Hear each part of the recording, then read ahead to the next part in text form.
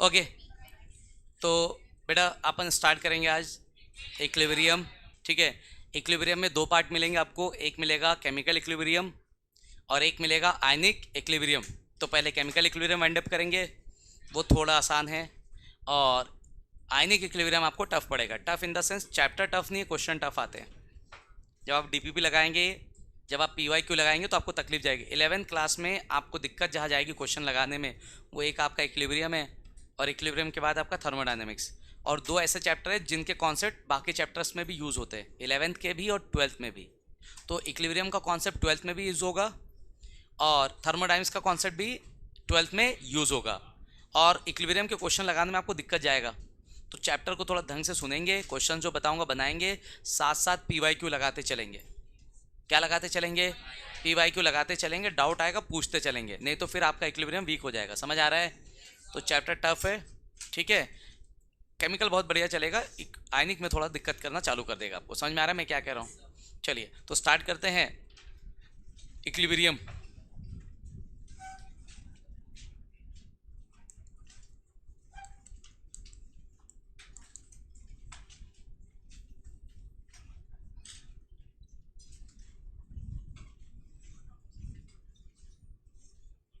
यहाँ से दो पार्ट, एक है केमिकल इक्विलिब्रियम,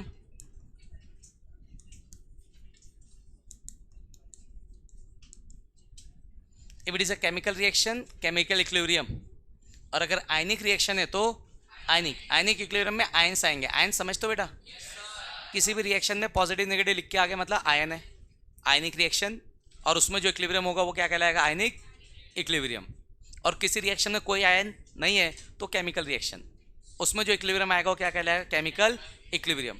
समझेंगे होता क्या इक्विलिब्रियम, ठीक है, किस में लगता है। तो सबसे पहले आपके चैप्टर दो पार्ट में डिवाइड है, chemical equilibrium and ionic equilibrium. तो अगर बात करते हैं केमिकल इक्विलिब्रियम की, तो केमिकल रिएक्शन, कौन सा रिएक्शन? तो पहले अपन केमिकल इक्विलिब्रियम को स्टार्ट करते हैं। किसको स्टार्ट करते हैं? फिर इक्विलिब्रियम समझ देते हैं। तो जो केमिकल रिएक्शन में इक्विलिब्रियम होगा वो केमिकल इक्विलिब्रियम कहलाएगा, और जो आयनिक रिएक्शन में इक्विलिब्रियम होगा क्या कहलाएगा? तो कोई डिफरेंस नहीं ना, समझ आ रहा है? Equilibrium is equilibrium. तो सबसे पहले स्टार्ट करते हैं पहला टॉपिक, क्या? Chemical equilibrium. अब देखो, केमिकल इक्विलिब्रियम को समझने के लिए मुझे सबसे पहले समझना पड़ेगा दो टाइप के रिएक्शन होते हैं, एक होता है रिवर्सिबल और एक होता है इरिवर्सिबल। तो सबसे पहले स्टार्ट करेंगे क्या होता है रिवर्सिबल, क्या होता है इरिवर्सिबल, फिर उसके बाद हम समझेंगे क्या होता है इक्विलिब्रियम, क्या होता है। तो एक होता है रिवर्सिबल और एक होता है इरिवर्सिबल। इरिवर्सिबल समझते हो? रिएक्टेंट से प्रोडक्ट तो बना लिया अपन ने, प्रोडक्ट से रिएक्टेंट नहीं बना पाएंगे कभी, तो दैट इज इरिवर्सिबल। और एक होता है रिवर्सिबल, रिएक्टेंट से प्रोडक्ट, प्रोडक्ट से reactant.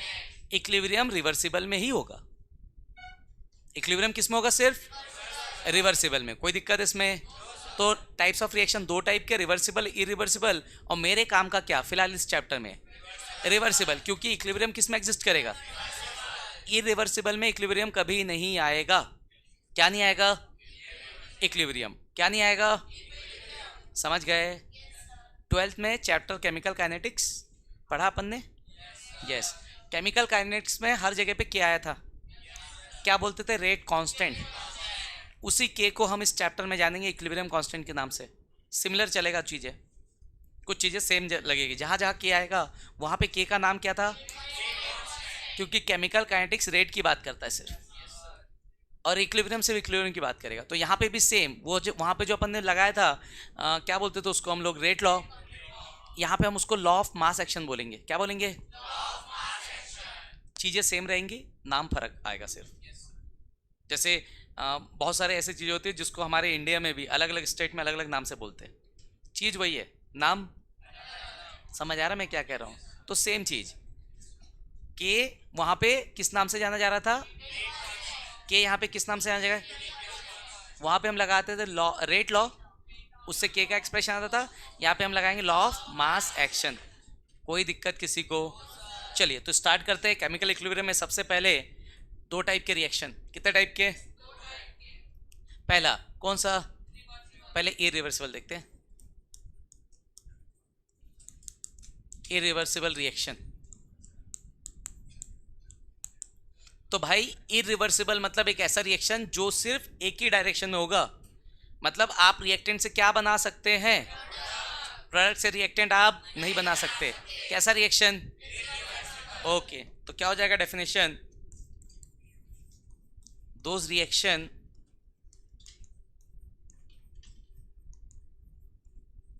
which can proceed only in one direction.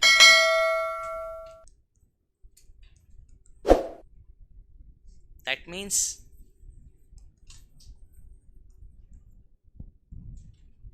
reactant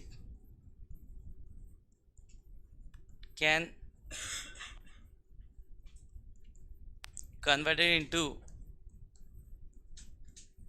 product only. समझे बच्चे लोग? कोई तकलीफ? जितने भी आयनिक रिएक्शन होते हैं, मतलब जिसमें आयन्स आते हैं, आयन मतलब स्ट्रॉन्ग, जैसे strong acid strong base, strong acid strong base, acid plus base क्या हो गया? सॉल्ट प्लस वाटर, हाँ या ना? तो strong acid strong base, salt plus water, reaction का नाम है न्यूट्रलाइजेशन। रिएक्शन का नाम है न्यूट्रलाइजेशन। इरिवर्सिबल, कैसा? समझ गए? ठीक, तो ऐसे बहुत सारे एग्जाम्पल है, पर हमको इरिवर्सिबल में कोई इंटरेस्ट, हमको इंटरेस्ट किस में? तो आइए अपन उसको देखेंगे। ठीक, तो इरिवर्सिबल का डेफिनेशन देख करके अपन बता सकते रिवर्सिबल का, है ना? क्या हो जाएगा बोलो तो जरा। एक ऐसा रिएक्शन जो दोनों डायरेक्शन में हो सकता है। दोनों डायरेक्शन में हो सकता है मतलब क्या? रिएक्टेंट से प्रोडक्ट बना सकते हैं और प्रोडक्ट से एरो देख के समझ में आ जाएगा। क्या देख के? आओ देखते हैं यहाँ पे। तो ये हो जाएगा रिवर्सिबल रिएक्शन। तो डेफिनेशन तो सिंपल हो जाएगा, those reaction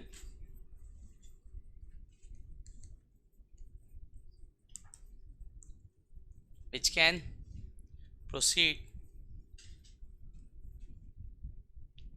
in both direction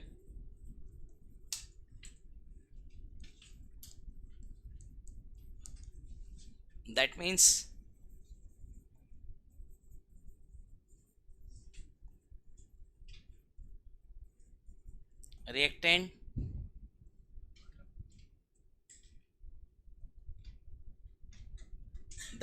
reactant can be converted into product as well as product can be converted into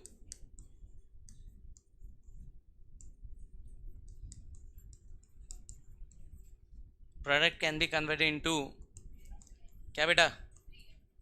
reactant. पूरे चैप्टर में कोई रिएक्शन याद हो ना हो, एक रिएक्शन आपको रटा जाएगा। सबसे ज़्यादा बार इसी को पढ़ते हैं, हैबर्स प्रोसेस बोलते हैं इसको। N2 gas plus 3H2 gas, ये है रिवर्सिबल का साइन, दो एरो। इक्विलिब्रियम नहीं, रिवर्सिबल। क्या है ये? रिवर्सिबल का सिंबल। तो इस एरो का मतलब है कि रिएक्टेंट से प्रोडक्ट, और इसका मतलब प्रोडक्ट टू क्या बन जाएगा? 2NH3। कैटलिस्ट आते हैं, ठीक है, वो सब लिखने की जरूरत नहीं है, हमारे काम का नहीं। हमारे काम का सिर्फ क्या है? एरो। मतलब क्या बता रहा है एरो? क्या बता रहा है? रिवर्सिबल। दो एरो है, डबल हेडेड एरो। क्या बोलते हैं इसको अपन? Double headed arrow. क्या रिप्रेजेंट करता है? रिवर्सिबल। कोई दिक्कत इसमें? तो इसका मतलब क्या है? अगर आप H2 और N2 से स्टार्ट करें, किससे स्टार्ट करें? H2 और N2 से, क्या मिल जाएगा? NH3। क्या मिल जाएगा? और अगर आप NH3 से स्टार्ट करें, समझ गए? तो N2 और H2 से स्टार्ट करेंगे तो क्या मिलेगा? और NH3 से स्टार्ट करेंगे तो क्या मिलेगा? N2 and. कोई तकलीफ किसी को? किसी को भी? क्लियर है सबको? ठीक, छाप दीजिए।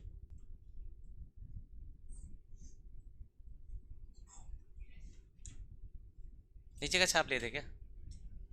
छापो। ओके, हो गया क्या तक? आ जाओ। अब देखो भाई, एक रिवर्सिबल रिएक्शन, रिएक्टेंट से प्रोडक्ट फॉर्म हो सकता है, तो इसको बोलते हैं फॉरवर्ड रिएक्शन। क्या बोलते हैं? तो रिवर्सिबल रिएक्शन में दो टाइप के रिएक्शन होते हैं, एक जब रिएक्टेंट से क्या बन जाए तो उसको क्या बोलते हैं? फॉरवर्ड। और एक बनता है प्रोडक्ट से रिएक्टेंट, उसको बोलते हैं बैकवर्ड। तो रिवर्सिबल रिएक्शन दो टाइप, एक फॉरवर्ड रिएक्शन और एक, तो रिएक्टेंट से प्रोडक्ट फॉरवर्ड, प्रोडक्ट से रिएक्टेंट बैकवर्ड। अब थोड़ा सा इक्विलिब्रियम भी समझेंगे लगे, तो आओ।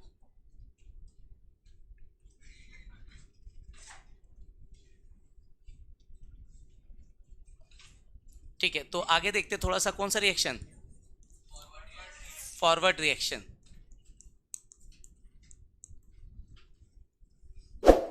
और एक backward reaction.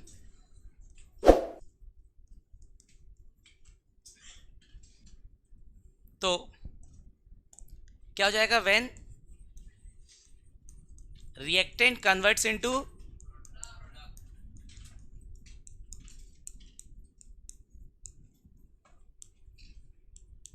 when reactant converts into product, that is called forward reaction.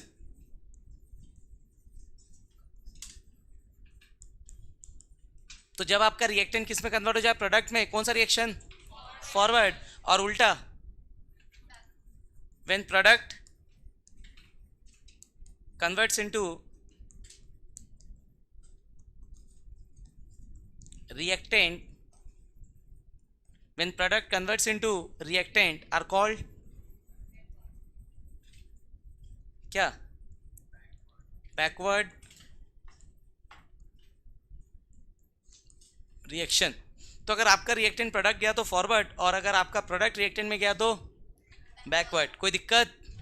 अब समझते इक्विलिब्रियम, पहले समझ लो फिर छापते रहना। इक्विलिब्रियम समझते, क्या समझते? इक्विलिब्रियम मतलब समझते हो? इक्विलिब्रियम मतलब एक ऐसा स्टेट जो कंटिन्यूस तो है पर चेंजेस नहीं है। इक्विलिब्रियम एक ऐसा स्टेट है जो कंटिन्यूस तो है, चेंजेस नहीं है। तो चेंजेस नहीं मतलब क्या? मतलब आपको लगेगा रिएक्शन रुक गया है। जैसे होगा क्या, कोई रिएक्शन चला, रिएक्टेंट से प्रोडक्ट फॉर्म हो रहा है, तो whenever there is a reaction there is change in something. Heat change हो रहा है, कलर चेंज हो रहा है, ठीक है, यस और नो। कोई गैस इवॉल्व हो रहा है, कोई पीपीटी फॉर्म हो रहा है, एक्सेट्रा एक्सेट्रा। तो ये सब देख के हमको पता चलता है कोई रिएक्शन चल रहा है, हाँ या ना? अब रिएक्टेंट से प्रोडक्ट फॉर्म हो रहा है, मान लो कलर चेंज हो रहा है, कोई दिक्कत इसमें? क्लियर है? अब एक टाइम के बाद इक्विलिब्रियम अचीव हो गया, रिएक्शन है रिवर्सिबल, मतलब रिएक्टेंट से क्या बन सकता है और प्रोडक्ट से क्या बन सकता है? इक्विलिब्रियम में क्या हो जाएगा? रिएक्टेंट से जितने स्पीड से रिएक्टेंट प्रोडक्ट में कन्वर्ट होगा, उतने ही स्पीड से प्रोडक्ट रिएक्टेंट में कन्वर्ट होगा। ये ऐसे चेंज दिखा गया? चेंज दिखा गया नहीं ना? क्यों चेंज तब दिखेगा जब रिएक्टेंट प्रोडक्ट में कन्वर्ट हो जा रहा है। Reactant product product product, colour change हो रहा है मान लो, या टेम्परेचर चेंज हो रहा है, या प्रोडक्ट से रिएक्टेंट बन रहा है, तब भी चेंज दिखेगा। पर अब क्या हो रहा है, जैसे रिएक्टेंट से प्रोडक्ट बना वैसे ही फिर चल रहा है ये, प्रोडक्ट से रिएक्टेंट, रिएक्टेंट से प्रोडक्ट, कंटिन्यूसली। तो आपको फर्क समझ में आएगा क्या? आपको चेंजेस नहीं दिखेगा। क्या नहीं दिखेगा आपको? आया समझ में? तो अगर मैं बोलूं बेटा मेरा रिएक्शन इक्विलिब्रियम में, इसका मतलब है कि जितने स्पीड से रिएक्टेंट प्रोडक्ट में कन्वर्ट हो रहा है, उतने स्पीड से प्रोडक्ट, आया समझ में? तो रिएक्टेंट के प्रोडक्ट में कन्वर्ट होने को अपन क्या बोलते हैं?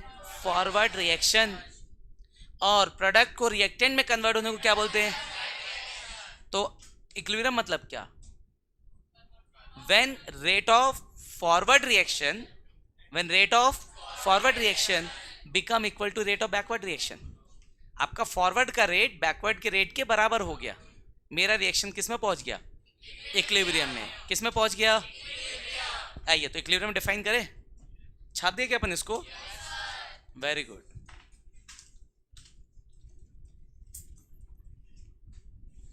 जितना जोश तुम लोग क्लास में दिखाते हो, अगर इतने जोश में तुम सेल्फ स्टडी करते ना बेटा, तो आज आप लोग कहाँ होते मैं नहीं जानता। Yes, it's a truth. जितने एनर्जी के साथ आप पढ़ते हो उतनी एनर्जी के साथ अगर आप एक दिन सेल्फ स्टडी कर लो, फिर देखो आपके बराबर में कोई नहीं आएगा ना। समझ रहे हो कि नहीं? हाँ, वही वही चीज़। हाँ, जो भी हो देखो, समझो चीज़ को करना पड़ेगा भाई, है ना। क्योंकि पहली क्लास होती समझ में आता, जोश रहता, दूसरी क्लास होती समझ में आता, तीसरी क्लास है आखिरी क्लास, जोश ठंडा हो जाना चाहिए। फिर भी इतना जोश है ना। तो इतने जोश से एक दिन पढ़ के देख लो, सब समझ में आएगा तुमको, सारा याद रह जाएगा। हाँ, समझ गए कि नहीं? ओके, तो इक्विलिब्रियम क्या हो जाएगा?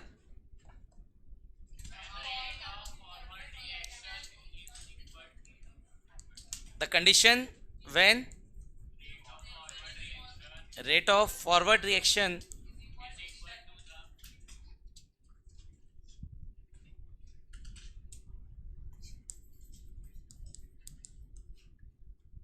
become equal to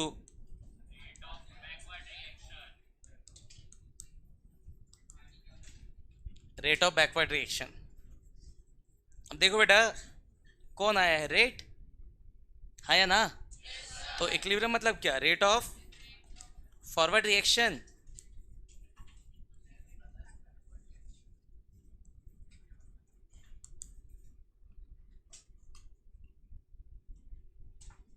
rate of forward reaction is equals to rate of backward reaction। अब समझो भाई, अब रेट आ गया है।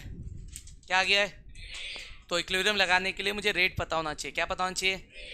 रेट कैसे निकाले? थर्मोडायनेमिक्स बोल रहा हूँ, केमिकल काइनेटिक्स। तो केमिकल काइनेटिक्स तो 12th में है, यस और नो? हालांकि तुम पढ़ लियो, पर हो तो 11th में ना। तो 11th वालों को 12th कहाँ से पता? तो अब उस रेट लॉ को अपन एक दूसरे नाम से जानेंगे। क्या नाम से? Law of mass action. तो लॉ ऑफ मास एक्शन पढ़ते हैं। लॉ ऑफ मास एक्शन से आप क्या निकालना सीख जाओगे? रेट। क्या निकालना सीख जाओगे? फिर मैं इक्विलिब्रियम कंडीशन को डिफाइन करूंगा और वहां से लेके आऊंगा रेट कांस्टेंट। क्या लेके आऊंगा? जो उस चैप्टर में आता था रेट कांस्टेंट, अब उसी रेट कांस्टेंट को लाऊंगा, पर नाम बदल के इक्विलिब्रियम कांस्टेंट के नाम से जाना जाएगा। किस नाम से जाना जाएगा? नोट कर लीजिए, देखो नेक्स्ट हेडिंग। नेक्स्ट थोड़ा सा पढ़ते हैं अपन लॉ ऑफ मास एक्शन। बेटा क्या पढ़ते हैं? ताकि इक्विलिब्रियम अच्छे से समझ पाए।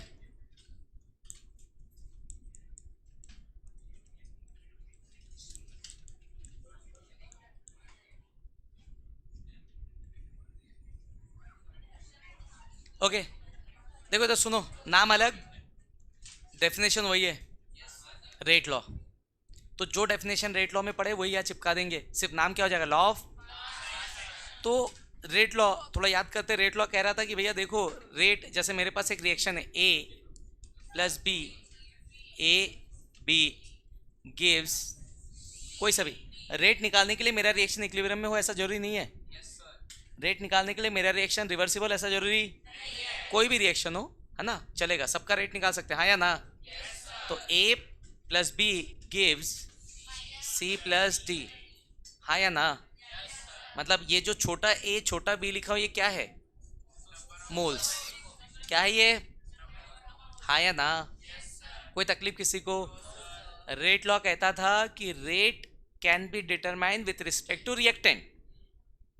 Rate can be determine with respect to, तो अपन रेट को रिएक्टेंट के रिस्पेक्ट में निकाल सकते हैं। आपको नहीं आता रेट लॉ, कोई दिक्कत नहीं है, मैं तो समझाऊंगा ही, ठीक है। ओके, तो यहां से अपन इस रिएक्शन का रेट निकाल सकते हैं। क्या निकाल सकते हैं? रेट। तो रेट लॉ कहता है, रेट लॉ मतलब लॉ ऑफ मास एक्शन इस चैप्टर में, रेट लॉ कहता है rate of a reaction is directly proportional to the concentration of reactant, जिसमें रिएक्टेंट के कंसंट्रेशन को मल्टीप्लाई करो भाई। क्या करो? रिएक्टेंट के कंसंट्रेशन को मल्टीप्लाई। तो rate of reaction is directly proportional to the product of concentration of reactant. मतलब रिएक्टेंट के कंसंट्रेशन को लो और उसको मल्टीप्लाई कर दो। क्या कर दो? उसको। तो रिएक्टेंट के कंसंट्रेशन को लो और उसको क्या कर दो? मल्टीप्लाई। यस और नो? तो rate of a reaction is directly proportional to the product of concentration of reactant. Reactant के कंसंट्रेशन को उठाओ, उसको मल्टीप्लाई कर दो। मल्टीप्लाई मतलब प्रोडक्ट कर दो, क्या कर दो, पहला काम कर लेते हैं. What is the reactant here? तो rate is directly proportional to concentration का मतलब तो स्क्वायर ब्रैकेट पूरे चैप्टर में आएगा इनटू क्या, बी. तो rate is directly proportional to product of concentration of A and B. Yes और नो? कोई दिक्कत किसी को? आगे कहता है जिसमें हर एक कंसंट्रेशन के पावर में उसके मोल्स आएंगे. In which each concentration term will raise its power equal to its number of moles. जिसमें हर एक कंसंट्रेशन टर्म के पावर में उसके क्या जाएंगे, मोल्स. कौन है मोल? कौन है? ए का मोल कितना, बी का मोल कितना? कोई दिक्कत? प्रोपोर्शनलिटी का साइन आएंगे तो क्या आएगा, तो rate is equal to K A to the power A B to the power B. इस के को अपन उस चैप्टर में केमिकल काइनेटिक्स में रेट कांस्टेंट बोलते थे. यहाँ पे हम इसको बोलेंगे इक्विलिब्रियम कांस्टेंट. कोई तकलीफ किसी को? तो अब आते हैं लॉ ऑफ मास एक्शन, जो मैंने भी समझाया. तो लॉ ऑफ मास एक्शन दो बातें कहता है. पहला बात, rate is directly proportional to the product of concentration of reactant. और दूसरी बात, हर कंसंट्रेशन टर्म के पावर में क्या आएगा, उसके मोल्स. समझ गए बेटा? लिख दूं क्या उसको? तो according to this law, so according to law of mass action लिख लो. law of mass action, yes or no? rate of reaction is directly proportional to the, क्या टू द बेटा, किसका concentration, is directly proportional to the, is directly proportional to the product of concentration. किसका product बेटा? Product मतलब multiply वाला product ना बेटा. Product मतलब कौन सा product? Multiply. Product of concentration of क्या, reactant.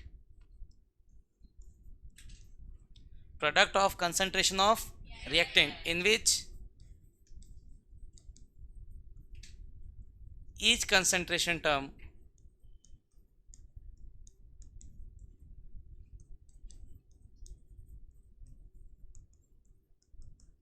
raise its power.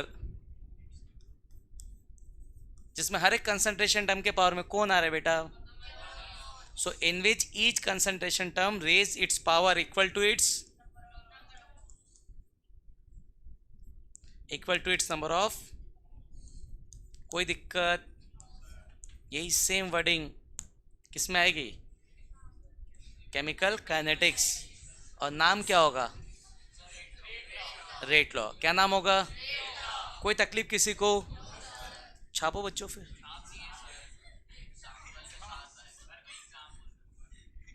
ठीक है.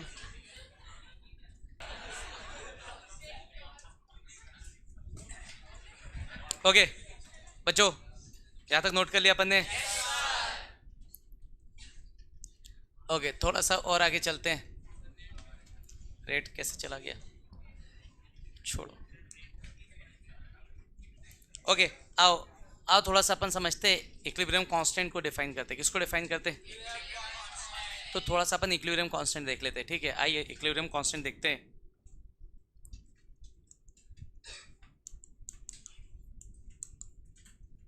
Equilibrium constant that is K.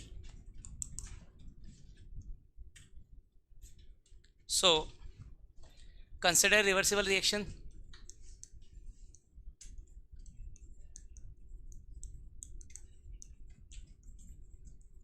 आइए एक रिवर्सिबल रिएक्शन को कंसिडर करते हैं.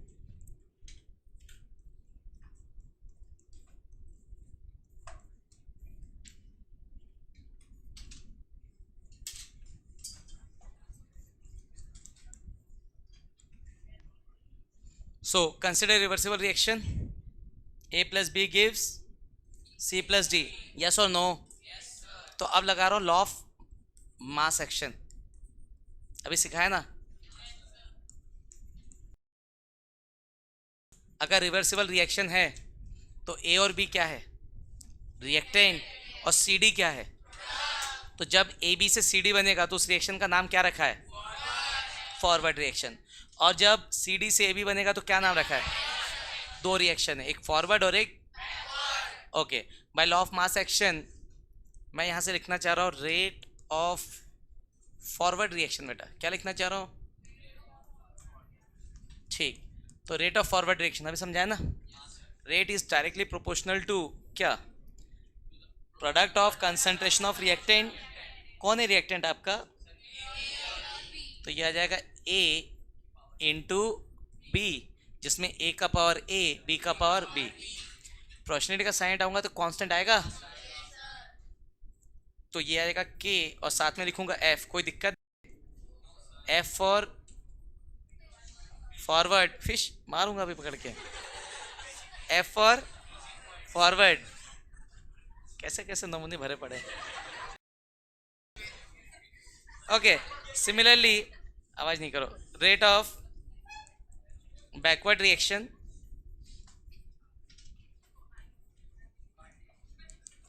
तो rate of backward reaction directly question हो जाएगा किसके,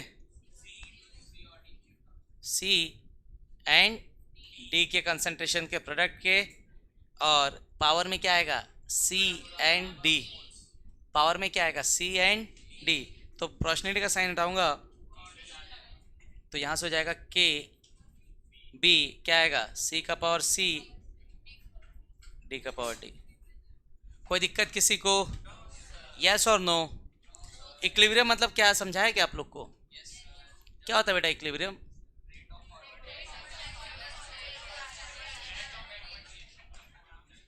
इक्विलिब्रियम क्या, एट इक्विलिब्रियम, इक्विलिब्रियम में आपका रेट ऑफ फॉरवर्ड किसके बराबर, तो rate of forward reaction is equals to rate of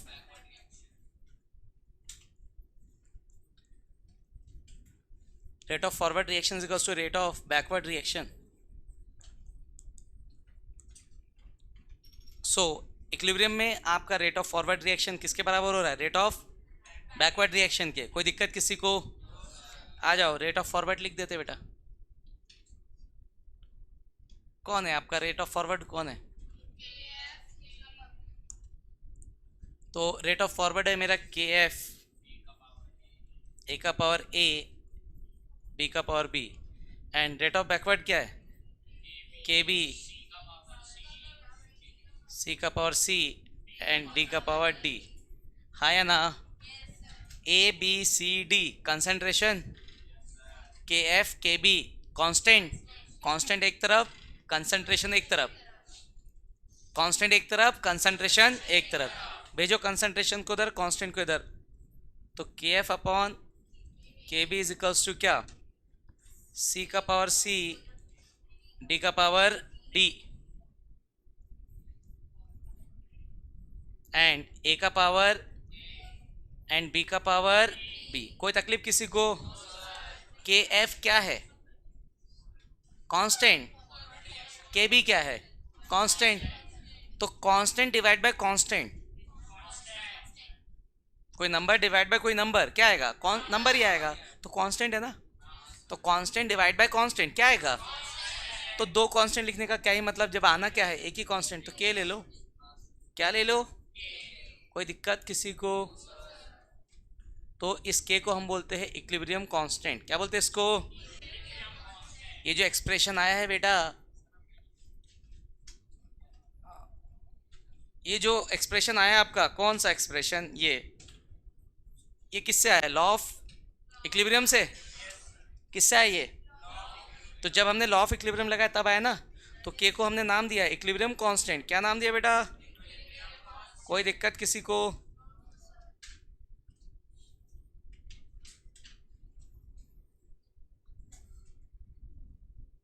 ठीक।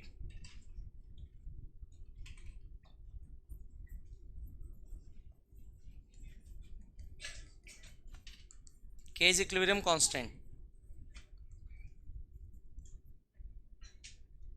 और के इज इक्वल टू क्या है, के एफ अपॉन, कोई तकलीफ किसी को, छाप दो सारा। Okay, right on note point बेटा। जब भी लॉ ऑफ इक्विलिब्रियम लगाऊंगा तो ये वाला एक्सप्रेशन आ जाएगा। क्या लगाऊंगा, जब भी लॉ ऑफ इक्विलिब्रियम लगाऊंगा तो के लिख सकता हूँ किसी का भी, के लिखते आना चाहिए। तो किसी भी रिवर्सिबल रिएक्शन में अगर आप लॉ ऑफ इक्विलिब्रियम लगाएंगे तो आपका के इज इक्वल्स टू आएगा concentration of product upon concentration of reactant. तो किसी भी रिएक्शन में, किसी भी रिवर्सिबल रिएक्शन में अगर लॉ ऑफ इक्विलिब्रियम लगा दूं तो के इज इक्वल्स हो जाएगा concentration of product upon concentration of reactant. कोई तकलीफ किसी को? ठीक, तो एक चीज याद रखेंगे,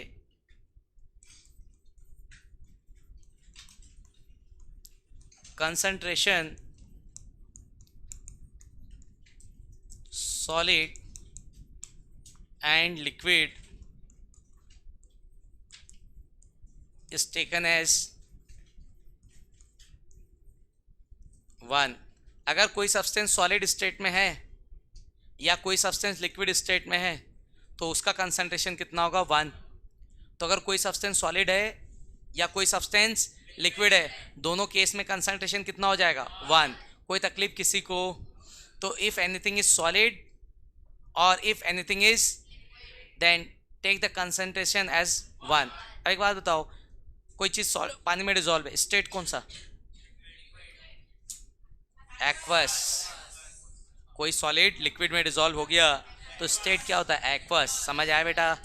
aqueous is not liquid state, तो उसका कंसंट्रेशन 1 नहीं होगा। समझ गए बेटा?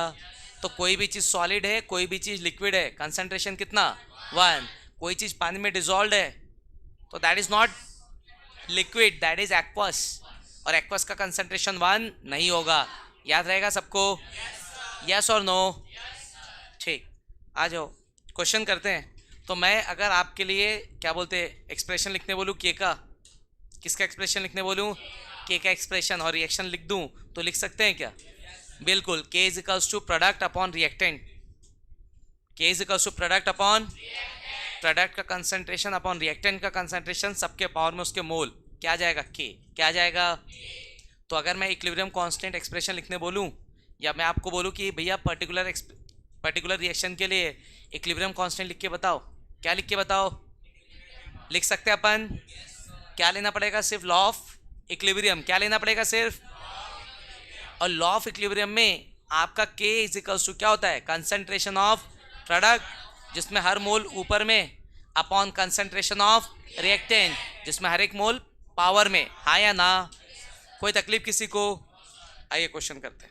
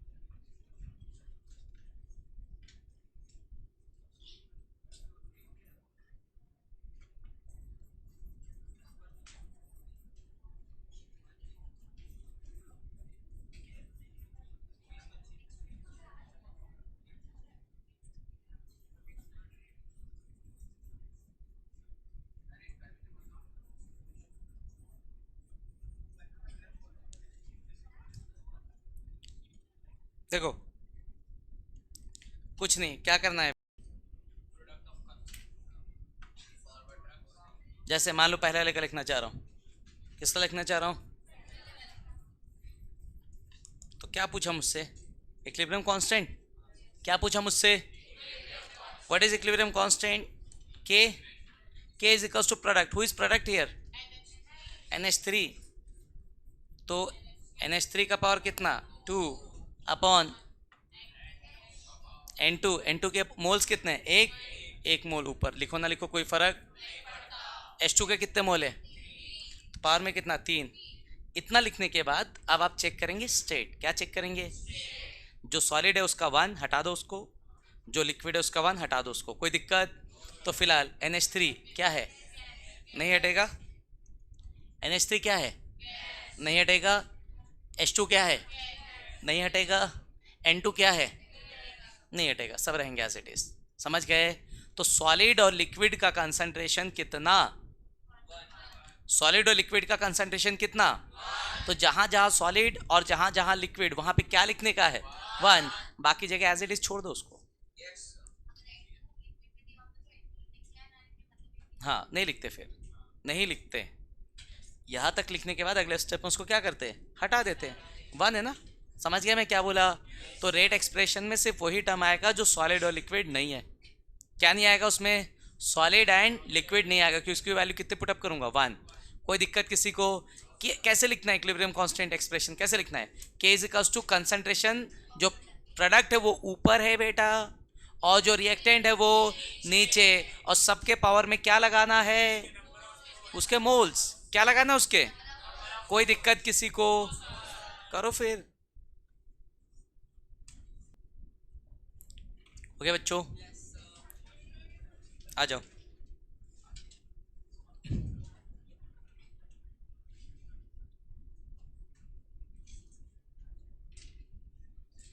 चलो पहला तो लिख दिया था मैंने कहीं पे, दूसरा लिख देते हैं, ठीक, तो K is equals to direct लिख दूं क्या, CaO आएगा, सॉलिड है, लिखने की जरूरत, CO2 आएगा, गैस है, लिखने की जरूरत है, अपॉन में CaCO3 आएगा, सॉलिड है, जरूरत नहीं है, तो ये हो जाएगा डायरेक्ट, तो K is equals to CO2, आ रहा था क्या, सिंपल है ना, इसमें आ जाओ, K is equals to product में कौन है, एक्वस है ना, aqueous is not a liquid state, समझ गए, तो सॉलिड और लिक्विड का 1 होता है, तो एक्वस का 1, समझ गए, यहां से क्या आएगा, CH3 CO CH3 और H2O का कितना, लिखने की जरूरत है क्या, सबका मोल 1 है तो पावर में 1 आएगा, ओके, इसमें K इज इक्वल्स टू क्या आएगा, सबसे पहले प्रोडक्ट में कौन है, PCl3, फिर कौन है, मोल कितने, सिंगल है, और फिर PCl5 आएगा क्या, क्यों आएगा भाई, गैस है, यहां से K इज इक्वल्स टू क्या, CO2 गैस, H2 आएगा क्या, H2 नहीं आएगा भाई, लिक्विड है, फिर कौन आएगा, CH4 आ जाएगा, हाँ ठीक है CH4 ले लो, और O2 भी आएगा, हाँ या ना, O2 के पावर में कितना आएगा, कोई दिक्कत, क्यों आया पावर, समझ में आया, क्योंकि उसके नंबर ऑफ मोल्स 2 है, आ रहा है समझ में सबको, अब देखो समझो, K is called equilibrium constant, K is called equilibrium constant को हम दो तरीके से निकाल सकते हैं, इक्विलिब्रियम कांस्टेंट को हम दो तरीके से निकाल सकते हैं, तो इक्विलिब्रियम कांस्टेंट को हम निकाल सकते हैं in terms of pressure and in terms of concentration, ये जितने भी एक्सप्रेशन लिखे सब में क्या लिखा है, स्क्वायर ब्रैकेट मतलब कंसंट्रेशन, तो यहाँ पे अपन K निकाल रहे हैं in terms of concentration, but we can calculate K in terms of pressure also, we can calculate K in terms of pressure also, आ रहा है समझ में, तो मैंने तुमको कंसंट्रेशन के टर्म में दे दिया, प्रेशर के टर्म में पूछ दिया, या मैंने तुमको प्रेशर के टर्म में दे दिया और कंसंट्रेशन के टर्म में पूछ दिया, कैसे करेंगे, क्या बोल रहा, समझ में आ रहा है, तो तो मैंने कंसंट्रेशन के टर्म में दे दिया, प्रेशर पूछा के को, या प्रेशर के टर्म में दे दिया, कंसंट्रेशन के टर्म में पूछा। तो यहाँ पे आएगा एक रिलेशन, क्या आएगा, एक रिलेशन बिटवीन के पी एंड के सी। क्या आएगा यहाँ पे, एक रिलेशन। रिलेशन किसके बीच में, के पी एंड के सी। आइए एक छोटा सा डेरिवेशन देखते हैं, that is very important board exam के लिए। Relation between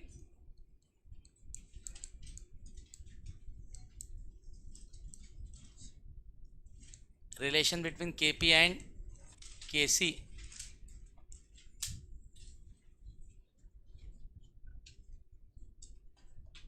So consider a reversible reaction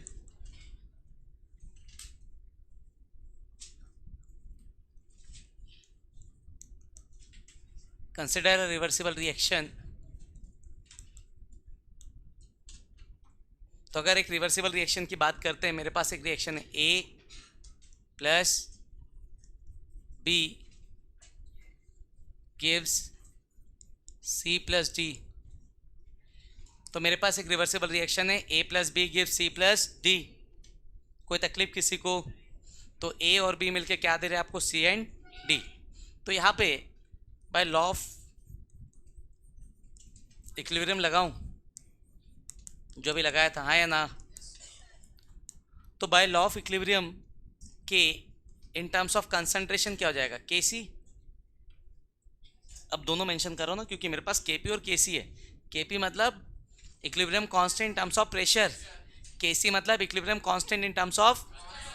तो मैं फिलहाल KC लिख रहा हूँ, मतलब कौन आएगा, कंसंट्रेशन, प्रोडक्ट का कंसंट्रेशन अपॉन रिएक्टेंट का कंसंट्रेशन। कौन है प्रोडक्ट, C एंड D। तो C का पावर C इंटू D का पावर D अपॉन A का पावर A B का पावर B। यस और नो? तो KC is equals to C का पावर C D का पावर D अपॉन में A का पावर A B का पावर B। कोई तकलीफ किसी को, किसी को भी? ठीक, ओके। अब सिमिलरली अगर मैं KP लिखता, बेटा क्या लिखता, KP अगर मैं लिखूं तो अब मेरा K किसके टर्म में आएगा, प्रेशर। सब कुछ सेम ही रहेगा,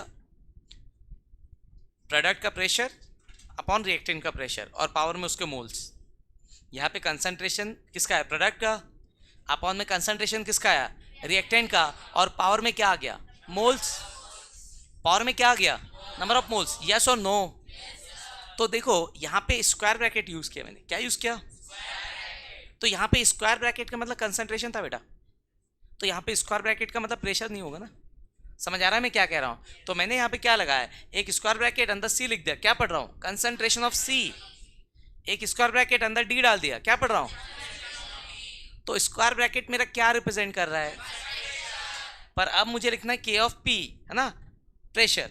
तो स्क्वायर ब्रैकेट में प्रेशर नहीं है ना, तो मुझे लिखना पड़ेगा P। क्या लिखना पड़ेगा, P मतलब प्रेशर, किसका प्रेशर, C का, हाँ या ना, इनटू P ऑफ D, किसका प्रेशर, कोई दिक्कत भाई, P प्रेशर C का, प्रेशर D का, मल्टीप्लाई, जैसे यहां पर है, पावर में क्या, मोल्स। तो C का पावर क्या आएगा और D का पावर क्या आएगा, कोई दिक्कत किसी को? समझ आया क्या किया भैया, C का प्रेशर इंटू D का प्रेशर, पावर में उसके मोल्स। प्रेशर के लिए क्या यूज किया, P। प्रेशर के लिए क्या यूज किया, कोई तकलीफ किसी को? सिमिलरली नीचे क्या आएगा भाई, किसका प्रेशर, किसका, A का, इंटू प्रेशर किसका, पावर में क्या, A। अरे बच्चों कोई तकलीफ किसी को? तो हमने निकाल लिया K of P and K of C, KP and KC। हमने निकाल लिया K of P and K of C, KP and KC। कोई तकलीफ किसी को? आओ थोड़ा सा, अब मुझे क्या करना, मुझे दोनों में रिलेशन लिखना है। तो KP, P मतलब प्रेशर, KC, C मतलब कंसंट्रेशन। मुझे प्रेशर और कंसंट्रेशन को रिलेट करना है, कैसे? तो यहाँ पे हम यूज करेंगे आइडियल इक्वेशन। क्या यूज करेंगे? तो बाय यूजिंग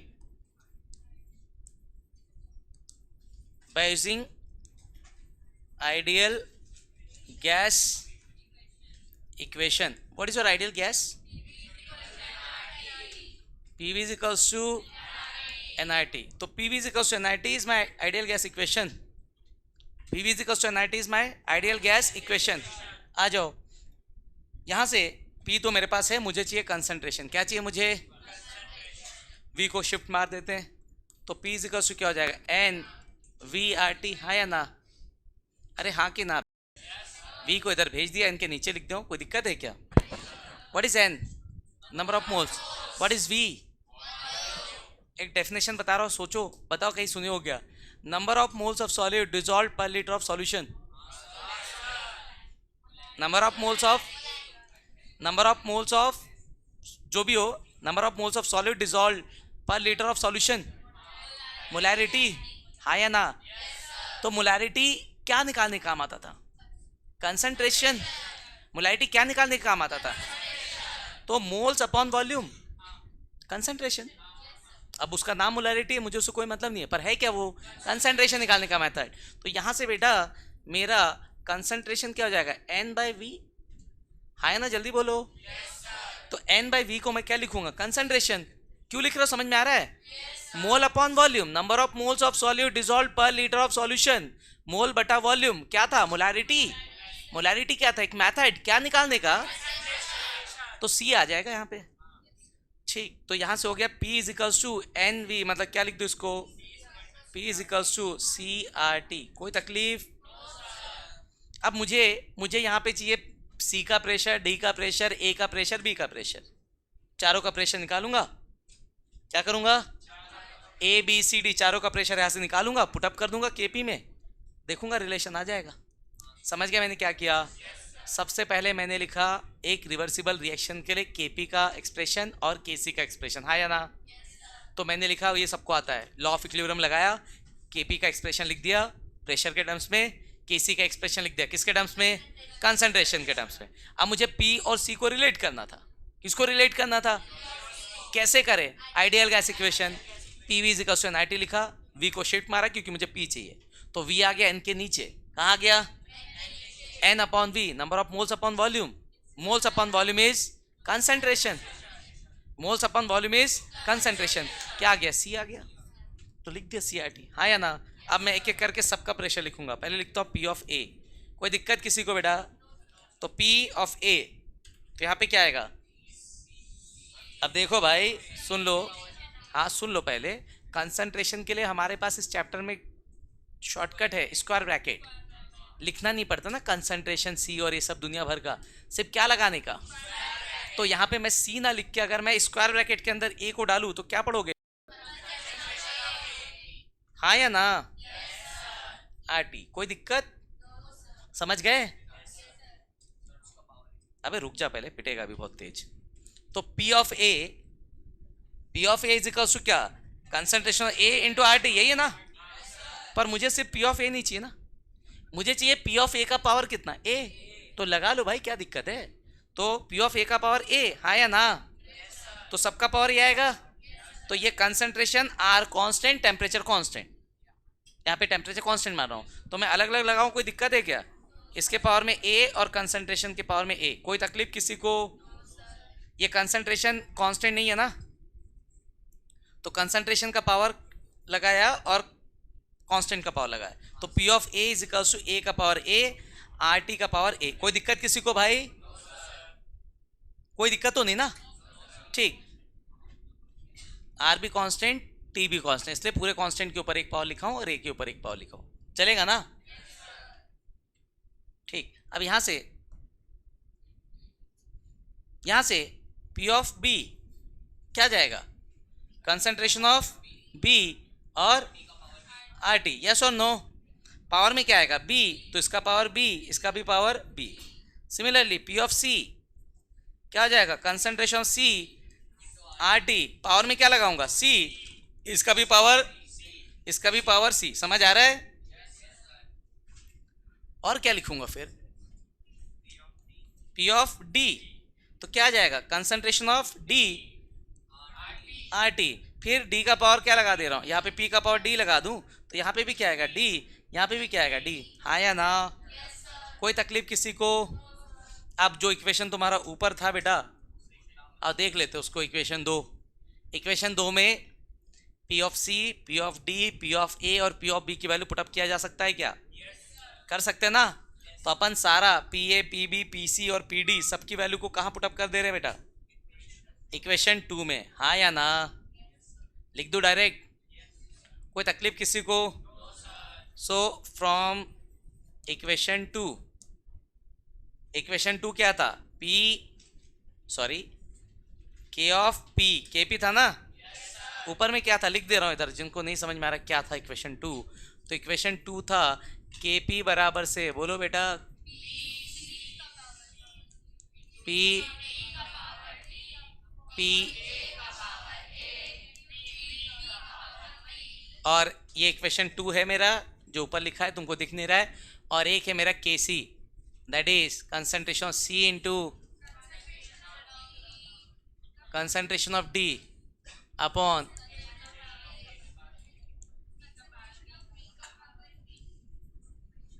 ठीक है? यस और नो? तो यहां से K P, P C, P C की वैल्यू यहीं पर है। किधर है बेटा पी सी की वैल्यू? सी का पावर सी, कैंडी,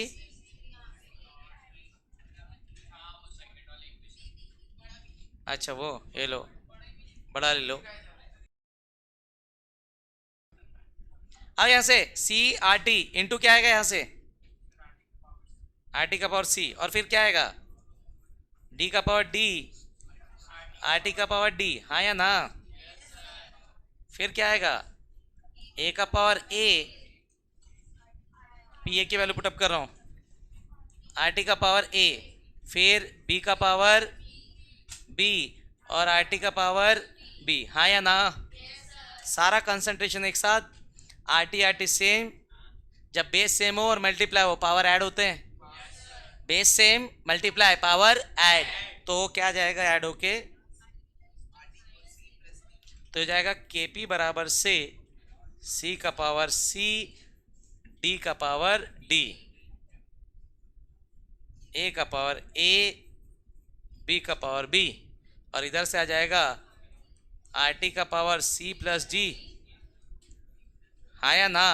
और नीचे क्या आएगा? आर टी का पावर ए प्लस बी, बेस सेम है, डिवाइड में पावर क्या होता है? माइनस। हाँ या ना?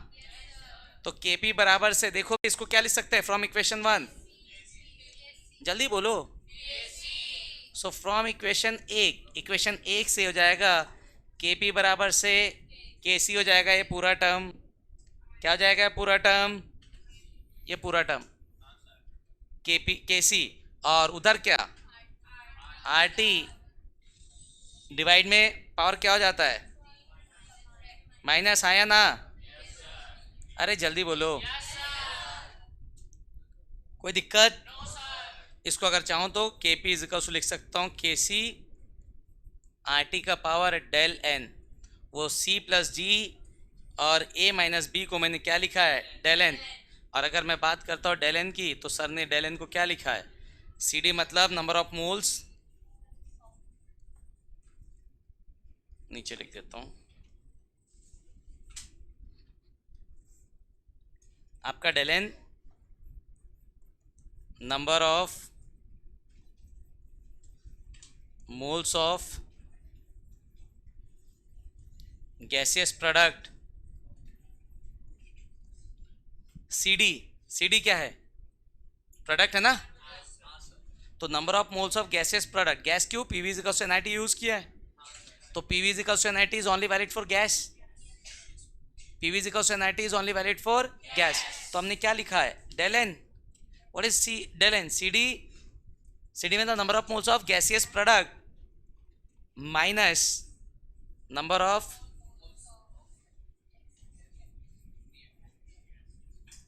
moles of gaseous reactant,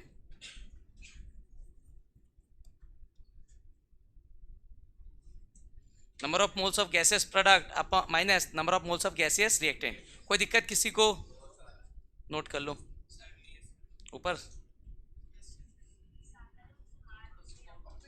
और कितना, और करो नीचे, कहाँ तक, कहाँ से लिखना है, ऊपर से।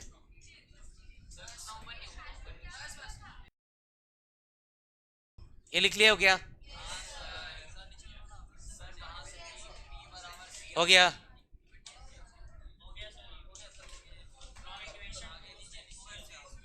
ठीक है यहाँ तक, चलो लिखो यहाँ से, छाप लिया यहाँ तक अपन सब। ठीक है, यहाँ पे जाके हमने केपी केसी का रिलेशन देखा है, ये है केपी केसी में रिलेशन, है ना। नेक्स्ट क्लास आओगे तो न्यूमेरिकल सॉल्व करेंगे, क्या सॉल्व करेंगे, केपी केसी पे बेस्ड न्यूमेरिकल्स नेक्स्ट क्लास में सॉल्व करेंगे। ठीक है, आज के लिए इतना, बाकी नेक्स्ट क्लास।